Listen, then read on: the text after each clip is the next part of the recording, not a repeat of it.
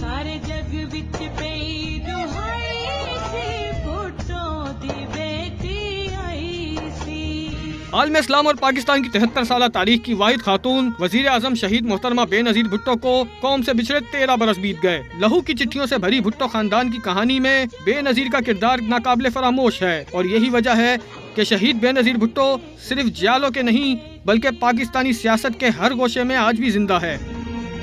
سارے جگ وچ پئی دہائی سی بھٹو دی بیٹی آئی سی۔ شہید محترمہ بے نظیر بھٹو کی 13ویں برسی کے موقع پر ان کو خراج تحسین پیش کرنے کے لیے گھوٹکی میں ایک تقریب کا انعقاد کیا گیا، جس میں پارٹی رہنماؤں اور کارکنوں نے کثیر تعداد میں شرکت کی۔ اس موقع پر رہنماؤں نے خطاب کرتے ہوئے کہا کہ 27 دسمبر پاکستان کی تاریخ کا وہ سیاہ ترین دن ہے جس دن پاکستان ایک عظیم لیڈر سے محروم ہو گیا۔